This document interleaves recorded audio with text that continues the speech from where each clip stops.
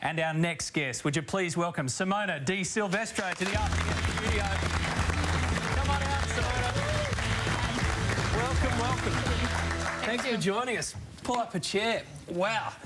How did all this happen? Because you've got IndyCar background, you're currently driving a Formula E car, you've tested Formula One, and now you find yourself about to be behind the wheel of a V8 supercar at Mount Panorama. Yeah, it kind of came all about a couple of months ago, actually. You know, I've always thought about Bathurst, especially when I was racing in the US. So many people talked about that race, and got the call to come and do the race. And you know, it was kind of a no-brainer because, you know, I've always wanted to be part of it. And you know, it's a great team that I'm driving for, so it should be a lot of fun. Hey, what did people say to you? What do they actually say when they tell you about our great race? Well, I've been...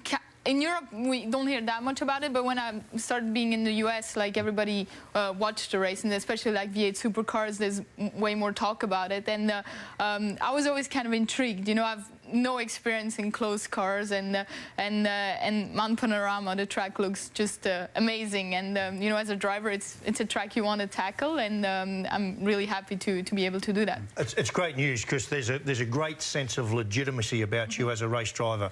But here in Australia, we don't know much about the Formula E thing. And this is the first opportunity we've had to talk to a Formula E driver or someone that's driven. So what's it like? I mean, we belch out flames, we have V8 engines, we don't care about the environment.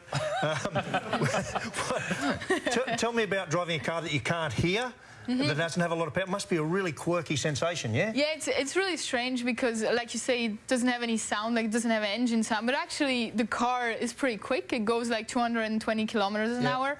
And the tracks, how they built the tracks, it's really tricky because really narrow and a lot of things going on. And it's a really cool championship, actually, because the level of the driver is really high. And now that there's a lot of manufacturers involved, there's a lot of development going on. But the car is definitely different. But the funny thing is, I thought the same, you know, when I heard about it, and then I got to do the London race, and when you sit in the car, it's just quite popular. Any other race car, you know. Maybe I have a vision that the Formula E drivers are in their cars going... Yeah, it doesn't do that. Making some noise. Well, it's funny, I was testing, just tested the V8 supercar, and I was all strange, you know, we have engine warm-up again and things like that. Sounds Not used to it anymore, It So does. what was the major difference here? You managed to get a test run in at Winton. You'd already had a bit of a drive with Paul Morris up in Queensland, and you had a good test day with your co-driver, Renee Gracie. Was the whole world different, things on the side where they're not used to be for you? Yeah, it was like, first of all, the first few laps I kept dropping the left wheels in the grass because I'm not used to be sitting on the right side, and so a lot of things going on. Everything was new to me. Also, being in a closed car, the car moves around much more, and I was actually really surprised at how fast the car is. You know, I didn't expect it to go that fast, and it was a really good experience for me. And but you know, there's still a lot to learn because, you know, to be really fast, you need more laps in it, and hopefully I'll get those next week. Taking a look at Renee Gracie, so she's got a lot of experience already under her belt. What kind of advice has she been giving you? Yeah, well, actually quite a lot, you know, because for me, I feel like a complete rookie. I feel like I've never driven a car almost the first time I sat in the car because everything was new to me. And just, you know, getting the feel for the race car, the braking is different, how you brake and stuff like that. And it's actually a lot of little things that you have to kind of take in.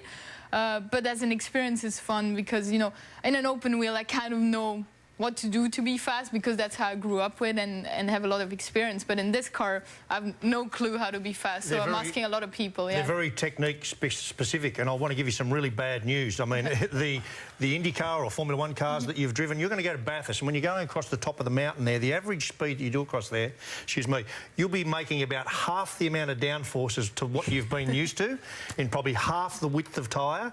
The roll centre is very high. Now, it's funny, everything about them is anti-race car. So I want to ask you then, you know it's tough already, what is your expectation for this year? What do you think, because it is a 2-year program, yeah? Yeah, well, it's you know, we can't really put a result to it and stuff like that. For me, it's just really important. I think if I do my job correctly, I think the result will be okay. And I think that's the biggest focus right now, is just learn as much as I can and get consistent with the car and do that. And if all those pieces, me and Renee, we do that, I think the result can be okay. But for sure, you know, I think it's going to be a really big challenge for us. A word on your career in the IndyCar Championships. You've been there since about 2010 on or off, done 69 races, done 5 Indy 500s, and you've had some scary times as well. By the way, also just the 3rd woman to make the podium in an IndyCar race at Houston in 2013, but this was in 2010 in Texas. Safety is a very scary part of IndyCar racing. Yeah, it is, especially somehow fire keeps following me, because I don't think we've had any fires in IndyCar, but just with me all the time. So couldn't get you out here. Yeah, I know. So well, the only good thing about this is that everything that went wrong is on a video now. So I think every racetrack on the planet uses this video on what not to do. So. Right. But we've got to take our hat off to you. I mean, you're a brave gal, because I mean, Will Power, who we talk to later in the show, I know Will well, and he actually doesn't like the ovals. I know that they quite scare him. What are your thoughts? I mean, it's a tough gig, isn't it? It is, because you know, you're pretty exposed on an oval. If something goes wrong, you can't really do anything. Yeah. You know, it is. Then you're just a passenger, and that happened to me a couple of times. You know, I had a big crash at Indy where the suspension failed, and it's something, you know, if you're in a good car, it gets a little bit easier, but it's just you really have to have a lot of confidence in the car and in the team while you're driving on an oval. And if you have a road course background like I do, and many drivers, we tend to not like the ovals for a while, because on a road course, you're really in control of the car. You're braking, turning, accelerating, you're doing stuff. And on the oval, you really have to trust the car where it wants to run. And I think that takes a long time to kind of understand and get a good feel for it. Well, it's great to have you in the country, and really look forward to what you can deliver at Mount Panorama alongside Renee Gracie in the Harvey Norman Supergirls car. It's a great name too, car number 200. We've got the simulator here, so we're going to throw you in there and give you a bit of coaching from Chaz Mostert after this. And also my exclusive interview with Will Power is coming up. Simona De Silvestro, folks.